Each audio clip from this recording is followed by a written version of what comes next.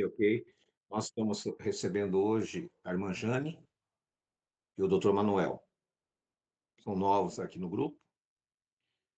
Às sextas-feiras, nós temos um estudo específico de algum tema.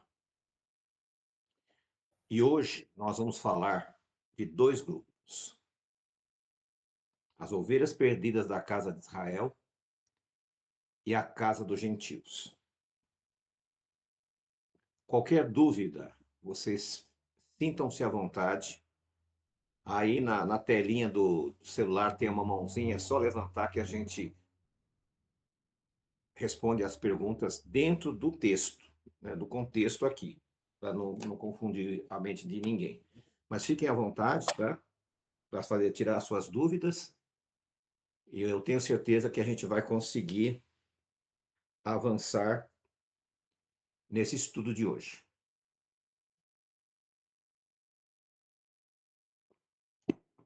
Nós vemos algumas coisas na Bíblia que nos deixam um pouco confusos. Nós vemos algumas ordens de Yeshua, de Jesus, ordenando seus apóstolos. E depois nós vemos que parece que não foi bem, não obedeceram exatamente como era, porque parece que foi agregado outras ordenanças. Como nós temos em mãos uma tradução, seja bem-vindo, Jadeus, que não é das melhores, e nós não podemos nem questionar, porque nós não temos os manuscritos para conferir. Segundo, consta, os manuscritos, tanto do Velho como do Novo, ou da Bíblia hebraica e da Bíblia grega, são os últimos que se localizaram do século IV. Do século II, tem apenas um versículo, tamanho de um cartão de crédito, pequenininho, do livro de João. Então, ou seja, o que os apóstolos escreveram, o que os profetas escreveram, não existem mais. E nesse tempo todo, a tradução foi sendo manipulada. Por isso que hoje, em português, nós temos um problema sério. Nós temos lá a revista corrigida, fiel, atualizada, e etc, etc. Por quê? Não é da minha área, não manjo dessa área, mas eu sei que funciona mais ou menos assim. Talvez a Rosângela possa até explicar melhor. A tradução não é palavra a palavra. Se lê o texto e eu tento colocar aquele texto que eu entendi no idioma que eu quero colocar. E muitas vezes dá essa divergência. Nós tivemos um estudo aqui sobre a mulher cananeia. Obrigado. A mulher cananeia. E alguns irmãos ficaram até acharam que não era bem aquilo, outros concordaram, né? Quando Jesus disse que não é bom dar o pão para os cachorrinhos. É uma palavra um pouco pesada para uma mãe que está chorando, desesperada, por causa da filha que está com problema de saúde. E nós sabemos que os cananeus são descendentes de Cã. Em algumas traduções aparece cão. Então, o mais lógico naquele texto seria que ele está dizendo: eu não posso dar o pão que é para Israel para os cananeus, os descendentes de Cã. Então, a tradução é um pouco complicada. Por isso que existe tanta divergência. Hoje, a quantidade de igrejas cristãs, denominações, até pouco tempo atrás eu falava 50 mil, eu estava desatualizado. Hoje se passa de 100 mil. E cada uma dizendo que estão com a verdade plena. Por quê? As pessoas se pegam em alguns textos bíblicos e ignoram os outros. E um dos problemas maiores que nós temos é justamente a questão da ordem dada por Yeshua para pregar. No capítulo 10 de Mateus, no versículo 5,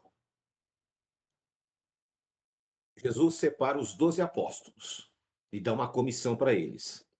A esses 12 enviou Jesus e lhes deu instruções, dizendo: não ireis pelo caminho dos gentios, nem entreis em cidades samaritanas, mas ide antes às ovelhas perdidas da casa de Israel.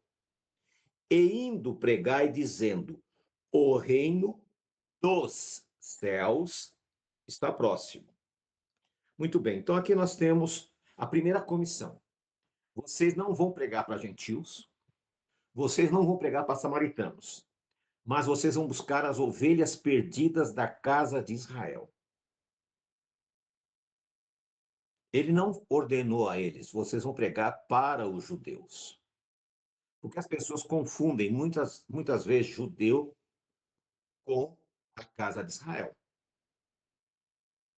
A casa de Israel era as 12 tribos. Judá é uma tribo. As 10 tribos do norte foram para o exílio e não voltaram mais. Porém, muitos das 10 tribos ficaram naquela região, espalhadas. Quando Judá foi levado para a Babilônia, apenas cerca de 50.000 voltaram. Os outros continuaram lá. Pra você ter uma ideia, até hoje, no Irã, antiga Pérsia, existe uma comunidade de judeus, daquela época do exílio.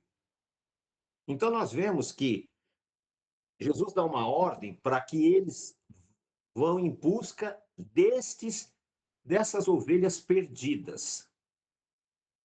Inclusive, ele faz uma alusão sobre as 99 ovelhas que ficam no aprisco, e ele vai buscar uma única ovelha, que é as ovelhas perdidas da casa de Israel. E é isso que eu quero que vocês mentalizem. Quem são essas ovelhas perdidas? Então, o primeiro texto que nós vemos aqui é justamente esse, né? Deixa eu até ticar aqui, porque então daqui a pouco eu vou repetir. Muito bem. Depois nós temos Mateus capítulo 15,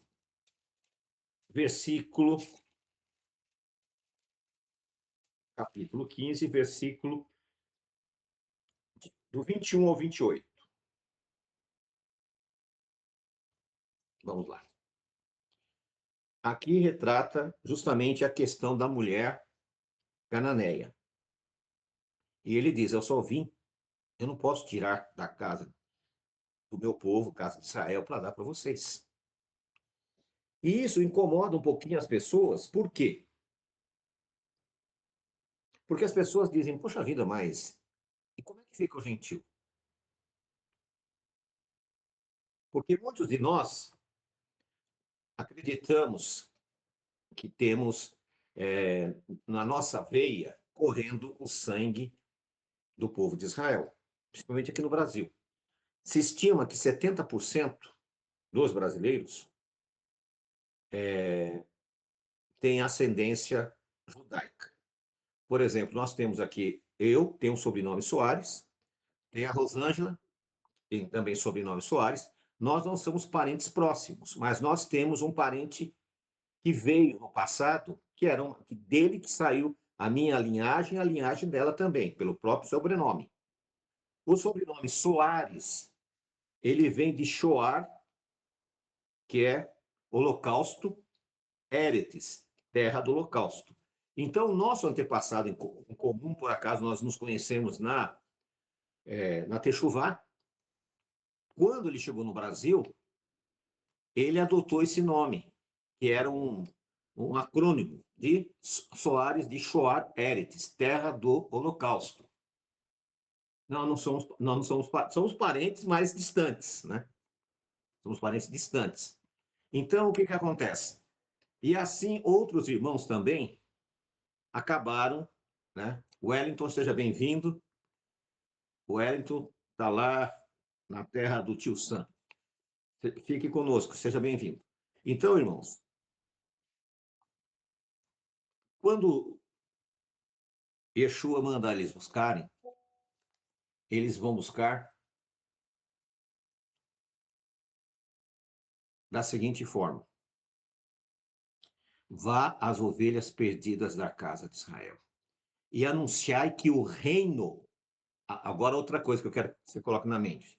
O reino do céu está próximo.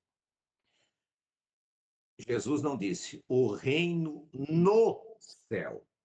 E existe uma diferença muito grande do céu e no céu. Quando Jesus se encontrou com Pilatos, Pilatos perguntou: Você é o rei dos judeus? Ele diz: Tu, Pilatos, está falando isso, tu o dizes. Mas o meu reino não é deste mundo.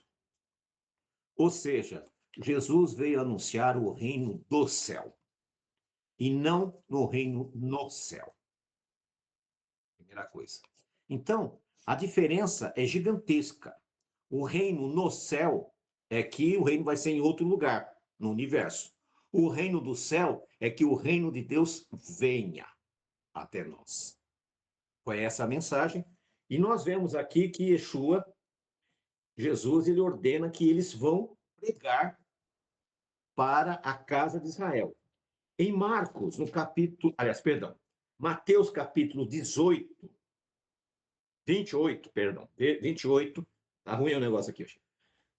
Mateus 28, 18, diz assim: Jesus aproximou-se e falou-lhes, dizendo: Toda autoridade me foi dada no céu, por Deus, e sobre a terra.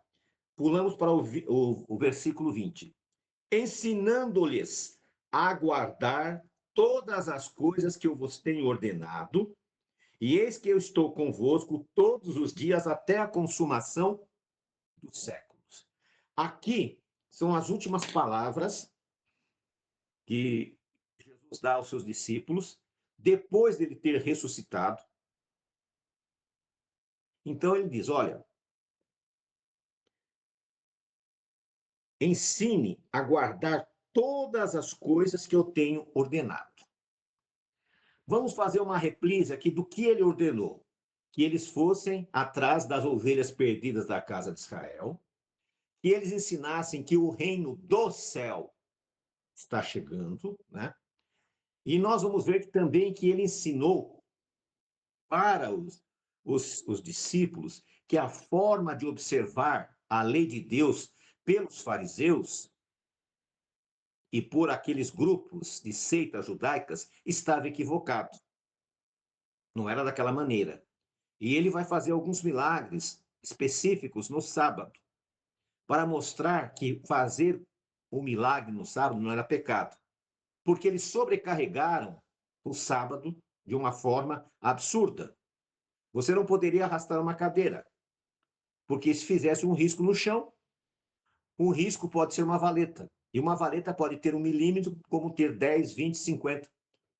Compreende?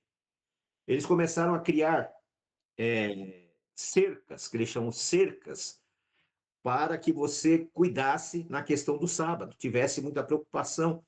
Outra coisa, eles determinaram que você não poderia andar mais de 1.200 metros ou 1 milha no sábado. Mas você, às vezes, precisava.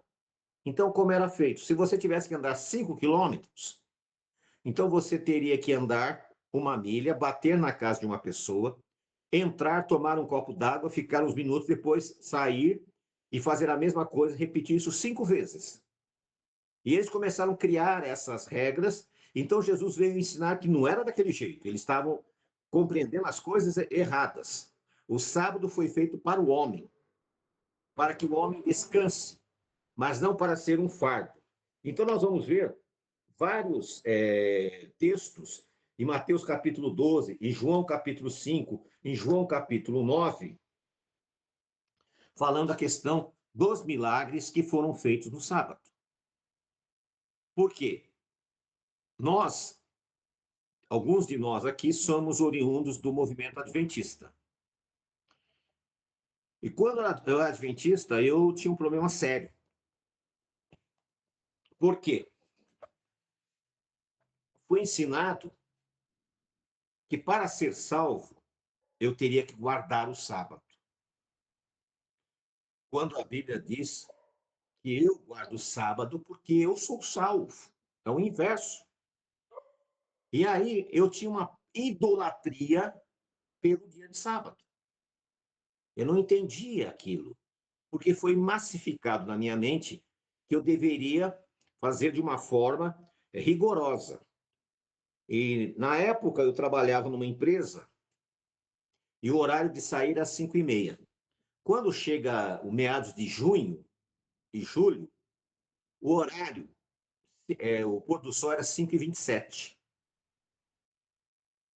E eu entrava em pânico, porque o cartão de ponto tinha que ser batido às 5h30. E eu não entendia esses aspectos naquele momento ainda, não havia compreendido. Então, era uma situação muito pesada. Eu me tornei extremamente fariseu. Muito fariseu dentro daquela minha visão, naquela incompreensão sobre os ensinos. E aí, nesse estudo, eu vejo que Jesus vai ensinar aquelas pessoas que o sábado é um privilégio e não um castigo. O sábado foi nos dado para termos comunhão com o Senhor. Nós estamos aqui num grupo aqui de pelo menos umas 20 pessoas, mais os coadjuvantes, umas 25 pessoas. Então, nesse momento, nós estamos aqui deliciando com as coisas sagradas de Deus. Porém, para alguns, tornou-se o quê? Sofrimento, é verdade. Para alguns, tornou-se um fardo. E quando Yeshua chegou, a situação do povo de Israel, lá de Judá, era complexa. E agora ele dá uma ordem: ide as ovelhas perdidas da casa de Israel. Por que perdidas? Não é aqueles que desapareceram. Eles estavam perdidos na fé, na compreensão. Eles não entendiam o projeto de Deus. E os discípulos teriam que mostrar para eles que não era daquela maneira. Eles poderiam ser mais leves naquilo que eles para servir a Deus. Eu postei ontem, não sei se todos assistiram, se não assistiram, sugiro que assistam. Eu já tinha colocado anteriormente, alguns dias atrás, sobre a questão do Yom Kippur. E aí, durante muitos anos da minha vida, eu celebrava Yom Kippur para ser perdoado. Porque eu achava que aquele meu sacrifício era para me perdoar, quando o sacrifício perfeito já foi feito por Yeshua. Ele já pagou o preço. Então não faz o menor sentido eu querer pagar de novo. É como você ir num restaurante, alguém já pagou a sua refeição, você come e insiste em pagar de novo porque eu quero pagar. O Senhor já pagou com a vida. Então o que você tem que fazer é obedecer e agradecer. E não querer fazer aquilo como uma idolatria. Torna-se um idólatra. Porque idolatria não é só se prostrar-se diante de um ídolo. Você começa a querer fazer coisas que não é para ser feita. Aí, minha sugestão, aí é cada um decide o que faz.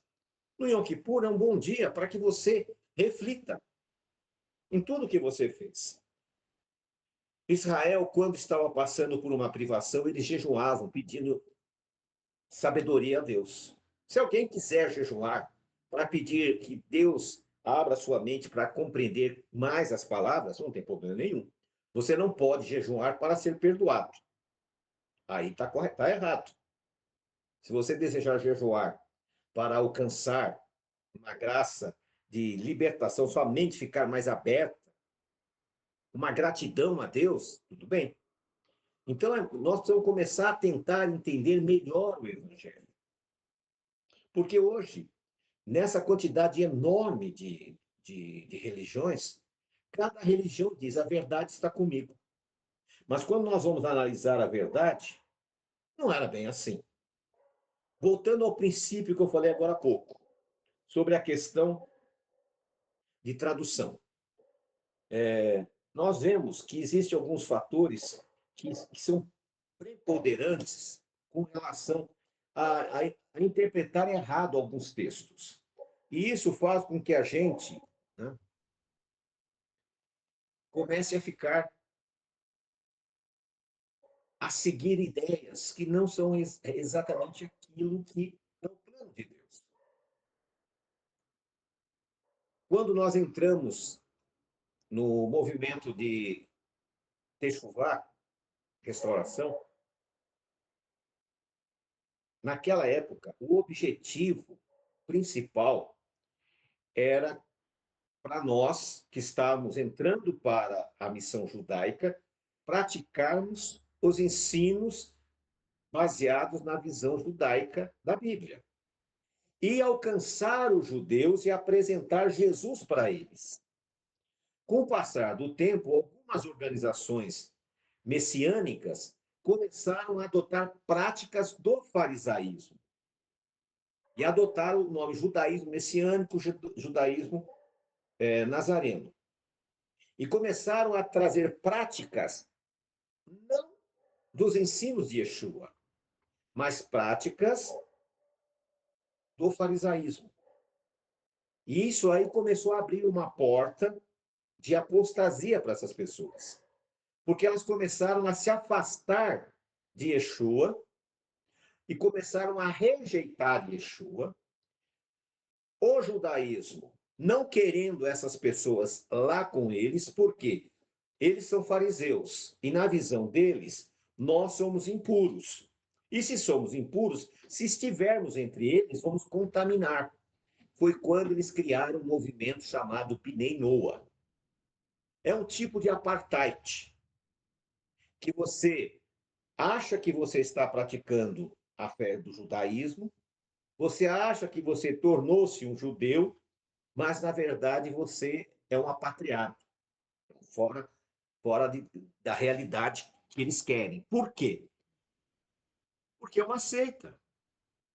Então, quando nós observamos essas coisas, nós tomamos uma decisão. Nós não vamos fazer parte dessa visão. Nós vamos ser somente o que está escrito nas Escrituras Sagradas. Nós vamos seguir o que está escrito. Durante todo esse tempo, nós estamos aprendendo muitas coisas.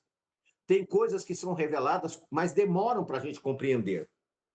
Um dos casos mais interessantes nós vemos, por exemplo, no livro de Atos. No livro de Atos, no capítulo 13, em especial, fala da sinagoga de Salamina, onde Paulo pregou, da sinagoga de Antioquia, da sinagoga de Bereia, da sinagoga de Corinto. Paulo foi pregar nessas sinagogas. Quem é que frequentava essas sinagogas?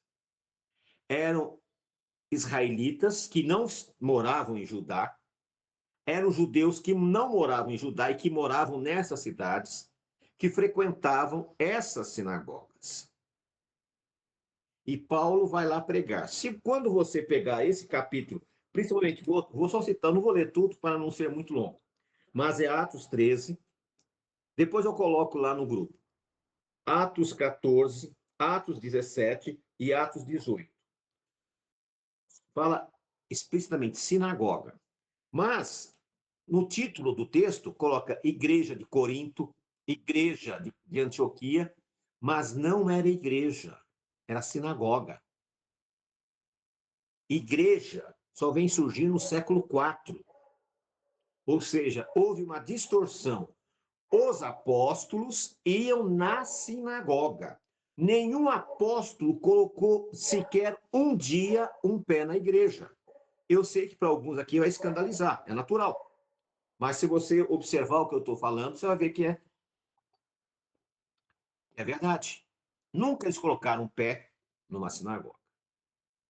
Houve gentios, sim, que se converteram. Nós temos casos, sim. Nós temos Lídia, temos Priscila e outras pessoas que se converteram e fizeram parte do corpo do Mashiach, do corpo de Cristo.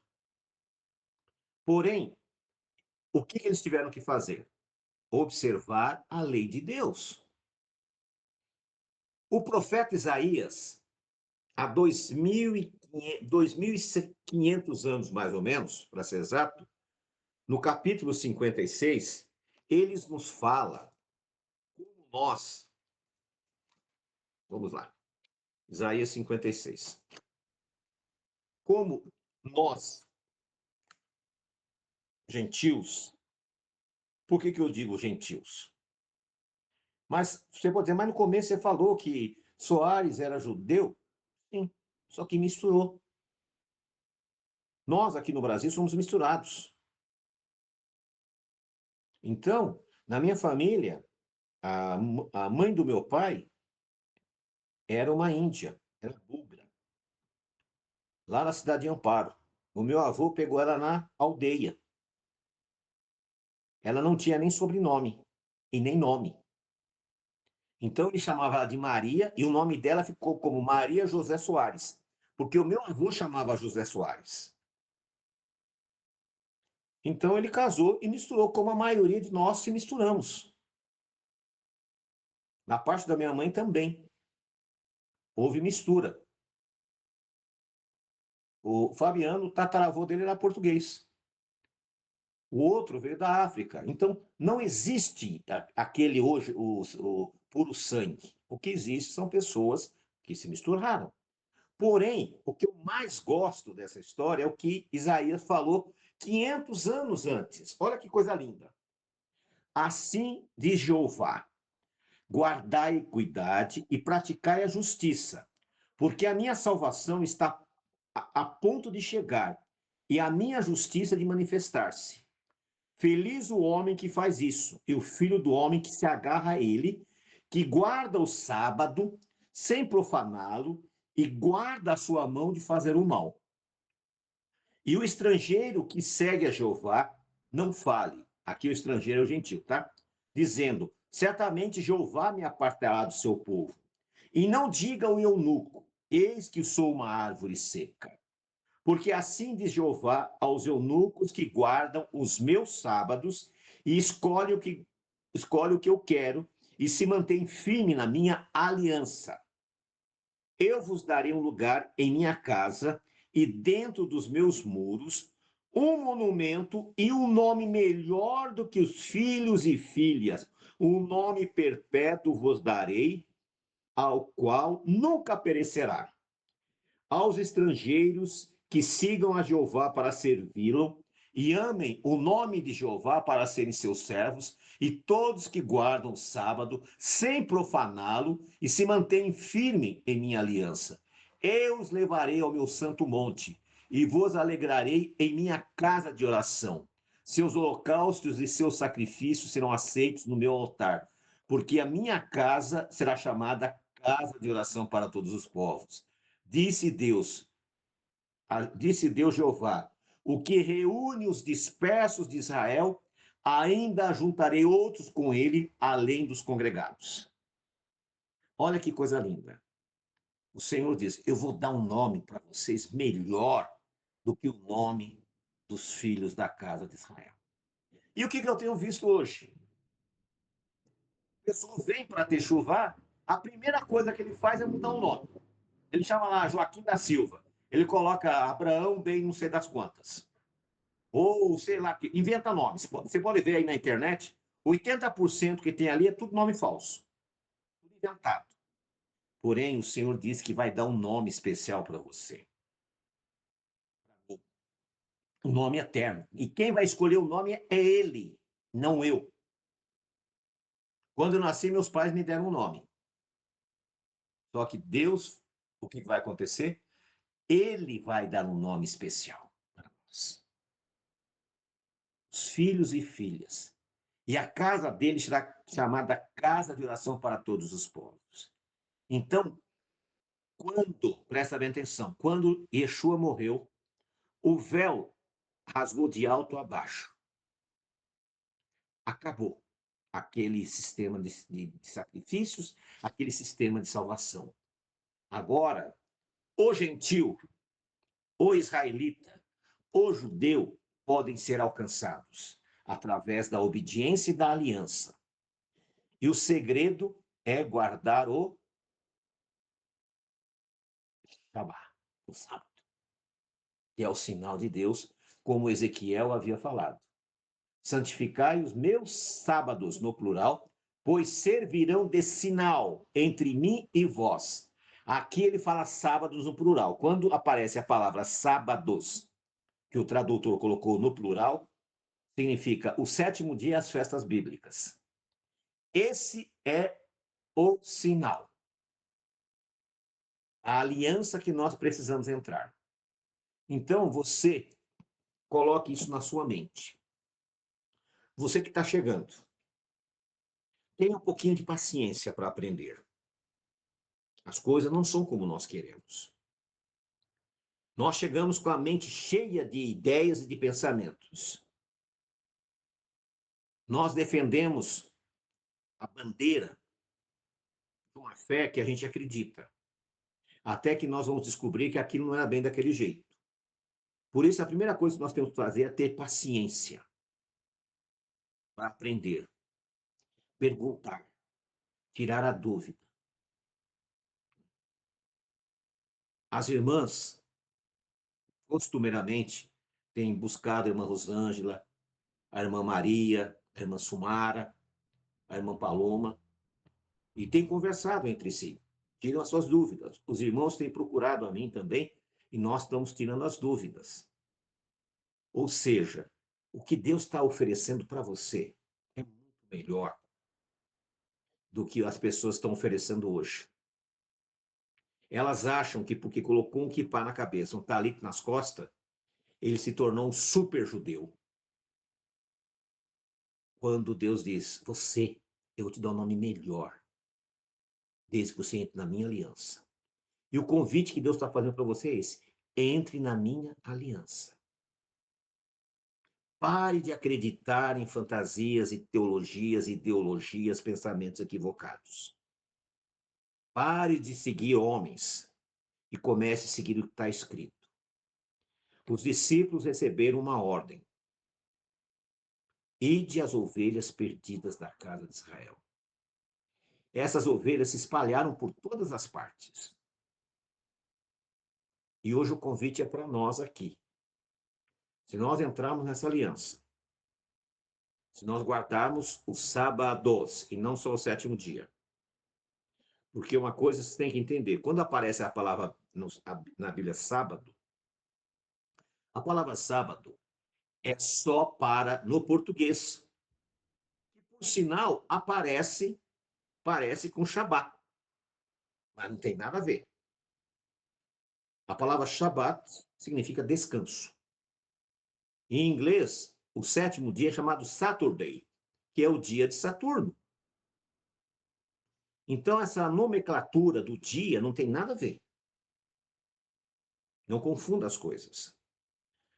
Deus abençoou e santificou o sétimo dia. Você vê lá em Gênesis que o sétimo dia ali não tem nome. Ele não fala, Deus abençoou o sétimo dia. Em português, chamado de sábado. Em inglês, Saturday, o sétimo dia. E além do sétimo dia, nós temos as festas bíblicas, que são também Shabatotes, ou dia de descanso.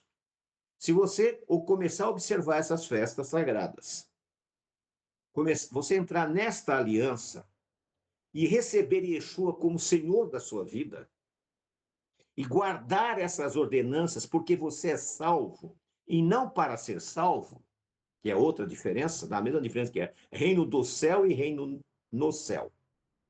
Nós guardamos, ou pelo menos tentamos guardar, da melhor forma possível, porque nós somos salvos. Porque nós somos salvos pelo sacrifício de Yeshua.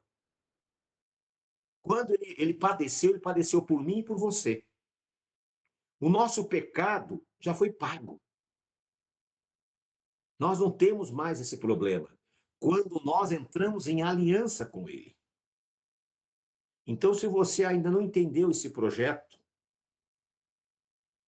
comece a refletir.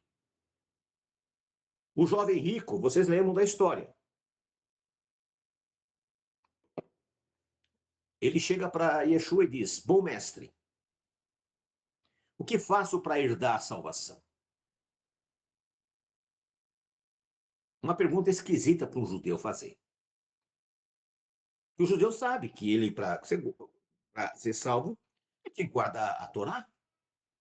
É uma pergunta meio descabida. E Yeshua responde: guarda os mandamentos. E ele retruca: mas eu faço isso desde quando nasci. Uma coisa te falta. Venda tudo que tem, dê aos pobres e me segue. Será que Yeshua queria mais um pobre na terra? É isso? Não. Mas Yeshua sabia o que ia acontecer. Ele sabia que dali 40 anos os romanos viriam, destruiriam a cidade, levariam os homens cativos, tomaria todos os bens deles. E como a Bíblia fala que ele era jovem, provavelmente quando os romanos chegaram, ele deveria ter 60 anos por aí, talvez. E ele ficou pobre do mesmo jeito. Talvez se ele tivesse obedecido a Jesus, ele não teria passado por isso. Porque nós não entendemos os desígnios de Deus. Eu não sei o que Jesus está pedindo para você hoje, mas se ele pedir, faça. A salvação é uma coisa extraordinária, maravilhosa. É a coisa mais fácil de conseguir. Porém, é importante que você tome um posicionamento. Para que você possa alcançar esta graça, você tem que aceitar Jesus como o Senhor da sua vida, como seu Messias, aceitar o sacrifício dele como perfeito, reconhecer que você não precisa fazer nenhum sacrifício para alcançar a graça. Que o sacrifício perfeito já foi feito. E a resposta que ele deu para o jovem rico é a resposta que ele dá para você. Guarda os mandamentos. Eu acredito que não há necessidade de nos alongar. Nós estamos fazendo uma palavra, nós estamos trazendo uma palavra para vocês de techuvá, de retorno, de volta, de restauração. Então avalie cada um. Se você achou que nós poderíamos te fazer de você um judeu, não é a nossa missão. Nós podemos apresentar a você o Messias de Israel e mostrar a você o que fazer para fazer parte dessa grande família, que é guardar os mandamentos, entrar na aliança, para que você possa ter direito a um novo nome, um nome único que Deus vai colocar em você. E a partir do momento que você entra nessa aliança, o seu nome é escrito no livro da vida. Lá no livro da vida é colocado o teu nome.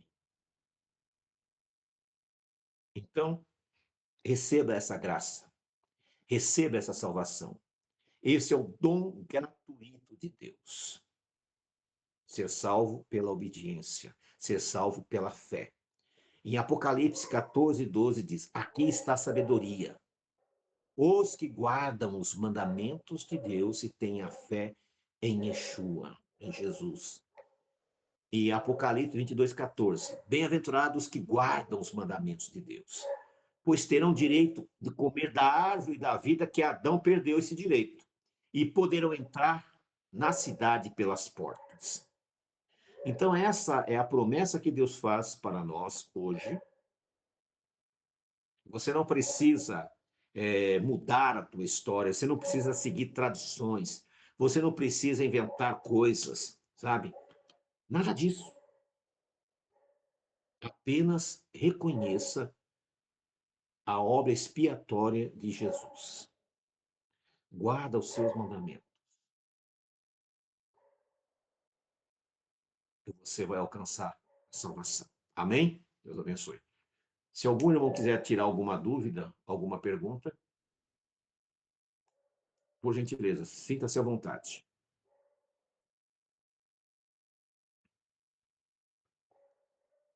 Rosângela quer falar alguma coisa? É que você está com a vozinha ruim, mas se quiser falar alguma coisa, sinta-se à vontade. Ou irmã Maria. Eu tô com a voz ruim. Mas uma coisa que é importante, até a gente já tratou isso com as mulheres, uma coisa que o senhor falou sobre o nome, né? A gente tem que cuidar muito com as tradições religiosas, porque quando a gente muda o nosso nome, seja lá por qual motivação for, a gente está mexendo diretamente com a nossa identidade. Isso. E mudar a identidade cria uma persona que não é uma verdade, é uma fachada, é para você fugir de algo. E não é esse o caminho. Não é isso que a escritura fala, não é isso que Deus ensinou, não é isso que está na palavra. Não é isso, né? Nós somos o que somos e quem somos e somos conhecidos por Deus assim. Então a gente tem que cuidar com as tradições, né? E só para acrescentar a questão da tradução, né?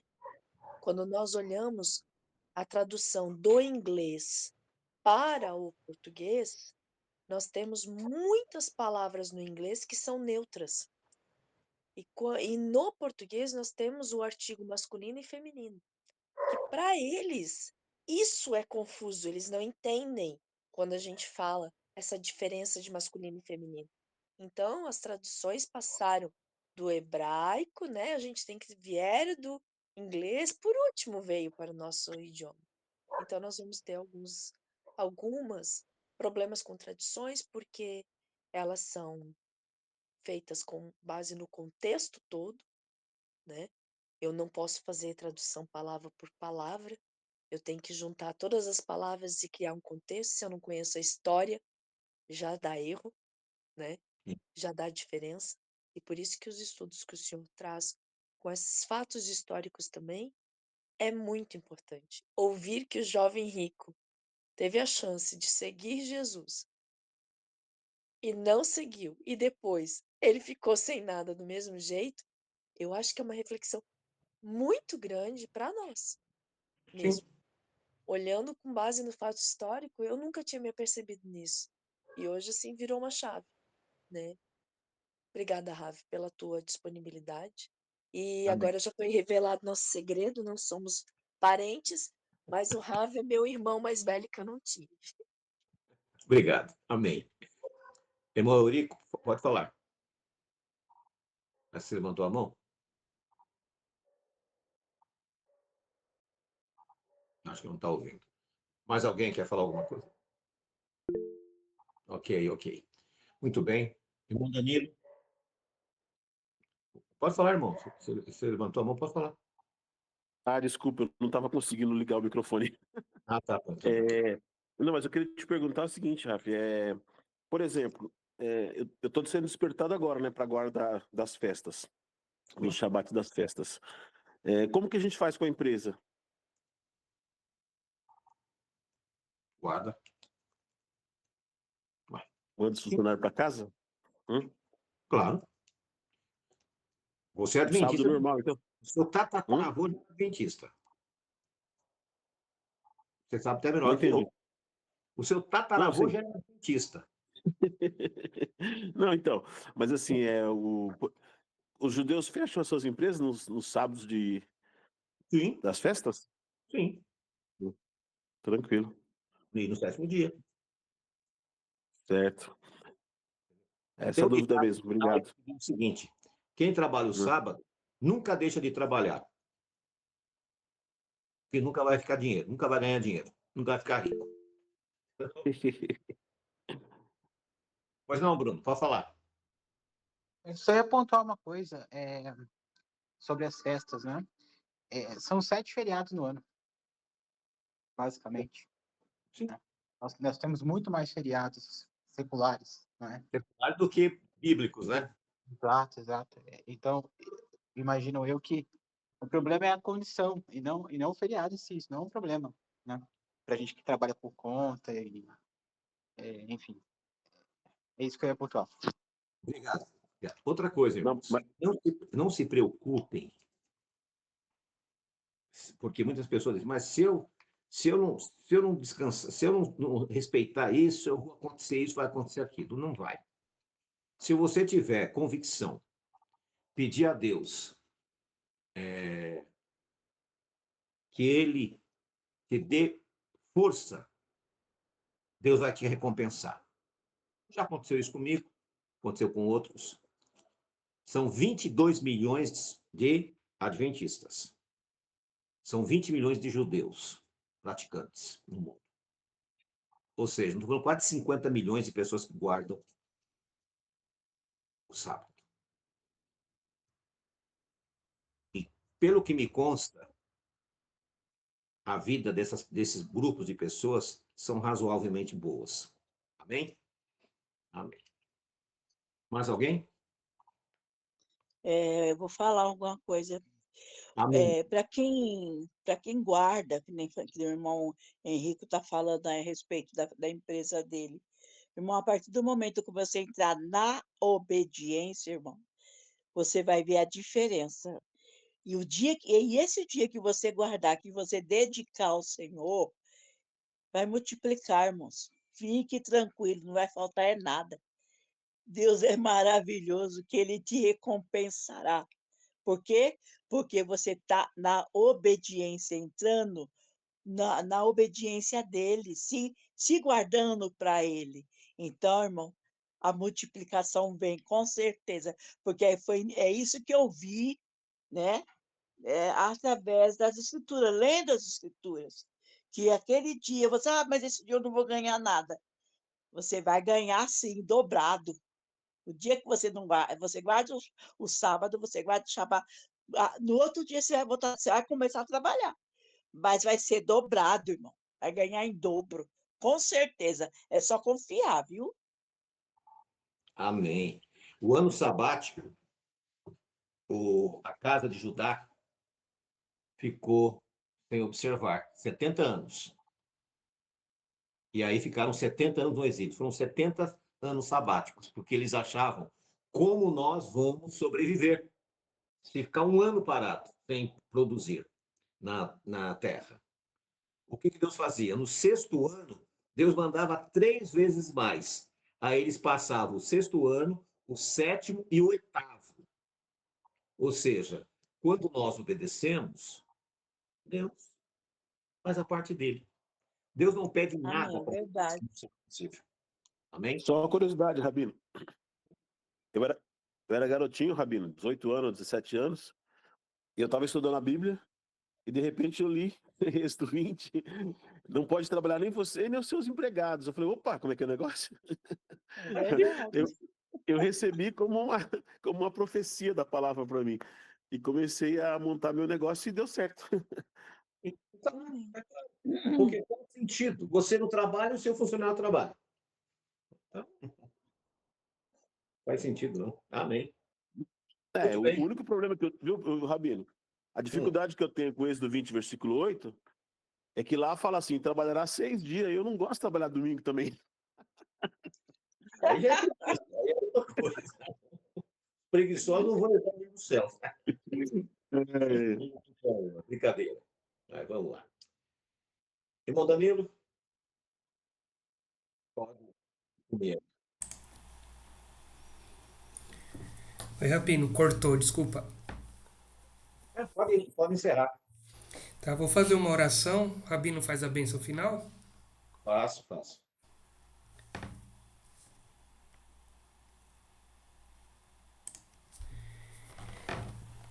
Pai querido, Pai amado, Pai santo, obrigado por esse Shabat que vamos entrando, Senhor.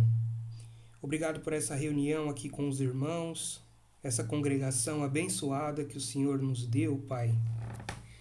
Obrigado por estarmos todos reunidos aqui com um único objetivo, Pai. Buscar o seu conhecimento, buscar a salvação, Pai. Que a gente possa levar a sua palavra aos demais irmãos por aí afora, Senhor. E que o Senhor possa fazer morada em nossos corações, Pai. Abençoe esse descanso, tranquilize a nossa alma, que possamos pensar somente em Ti nesse momento, Pai, nesse Shabat. Tranquilize o coração de cada irmão, abençoe os familiares. Coloque a mão sobre cada família, Pai, que aqui está. Esteja conosco sempre, Senhor. Que possamos seguir conforme o Teu querer, conforme o Teu ensinamento. As palavras de Seu Filho, Pai. Guardar os Teus mandamentos e ter a fé em Yeshua, Senhor. Uma fé verdadeira. Pai querido, Colocamos nossas vidas em Suas mãos. Pedimos as Tuas bênçãos. Em nome de Cristo Jesus. Amém, Senhor. O Senhor te abençoe e te guarde. Que o Senhor faça resplandecer o seu rosto sobre ti e tenha misericórdia de ti. Que o Senhor sobre ti levante o seu rosto e te deixe shalom. Feliz sábado a todos. Amanhã, se Deus quiser, teremos a nossa reunião. E que Deus abençoe a todos. É o nosso desejo. Amém.